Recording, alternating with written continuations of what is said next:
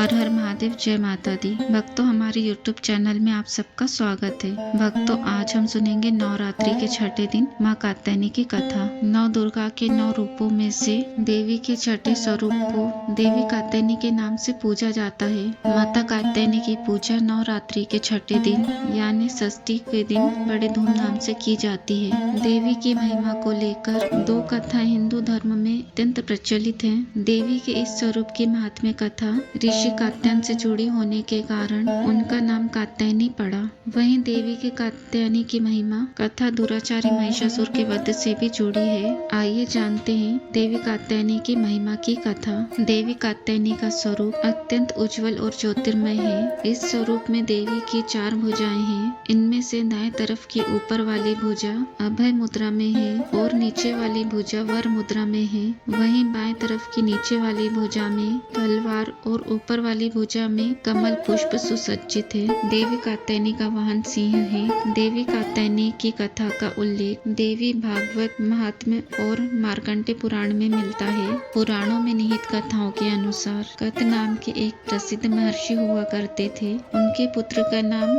ऋषि कात्य था। आगे जाकर ऋषि कात्य के गोत्र में महर्षि कात्यायन का जन्म हुआ और ऋषि अपने तप के कारण विश्व प्रसिद्ध हुए। ऋषि कात्यायन की इच्छा थी कि देवी भगवती उनके घर पुत्री रूप में जन्म ले, इसलिए उन्होंने कई वर्षों तक देवी भगवती की कठोर तपस्या भी की। मान्यता है कि ऋषि कात्यायन की ऐसी एकनिष्ठ तपस्या से प्रसन्न होकर देवी भगवती ने तब उनकी इच्छा का मान रखते हुए उनके घर पुत्री रूप में जन्म लिया। ऋषि कात्यायन की पुत्री होने के कारण ही देवी भगवती देवी कात्यायनी कहलाई। महर्षि कात्यायन ने बड़े प्रेम से देवी भगवती का पालन पोषण किया था। कुछ समय पश्चात पृथ्वी पर दुराचारी महिषासुर का उपद्रव सारी सीमाएं लांघ रहा था। महिषासुर को ये वरदान मिला हुआ था कि कोई भी पुरुष उसे पराजित या उसका अंत नहीं कर पाएगा, इसलिए उसे किसी का डर नहीं था और देखते ही देखते उसने देवलोक पर भी अपना राज्य स्थापित कर लिया था। तब भगवान विष्णु, प्रजापति ब्रह्मा और देवादिदेव महादेव ने उसका विनाश करने के लिए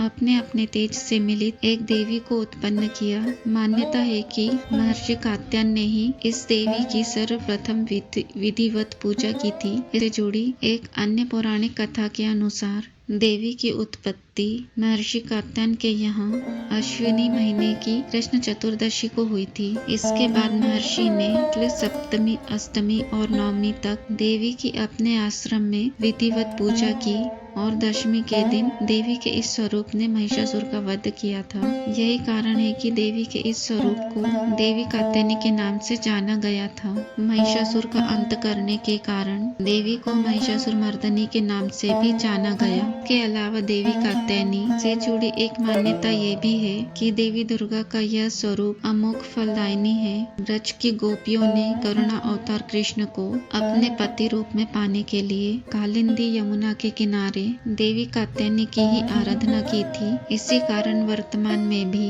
देवी कात्यायनी समस्त ब्रजमंडल की अधिष्ठात्री देवी के रूप में प्रतिष्ठित है। स्कंद पुराण में देवी कात्यायनी के बारे में ये उल्लेख भी मिलता है कि उनकी उत्पत्ति परमेश्वर के सांसारिक क्रोध के रात्रि के छठे दिन देवी दुर्गा के इस स्वरूप का पूजन करने का बहुत अधिक महत्व है। ऐसी मान्यता है कि देवी कात्यायनी की पूजा में लाल और सफेद रंग के कपड़े पहनना बहुत शुभ होता है। मान्यता है कि माँ कात्यायनी के चरणों में अपना सब कुछ समर्पित करते हुए उनकी आराधना करने वाले भक्तों को उनके दर्शन प्राप्त हो जाते हैं। देवी के स्वरूप के पूजन से भक्तों में एक अद्भुत शक्ति का संचार होता है। देवी कात्यायनी का ध्यान गोधूली बेला में किया जाना चाहिए। भक्तों, ये थी नवरात्रि के छठे दिन माँ कात्यायनी की कथा। भक्तों, आज की कथा आपको कैसी लगी कमेंट में जरूर बताएं। जय माता दी। ओम।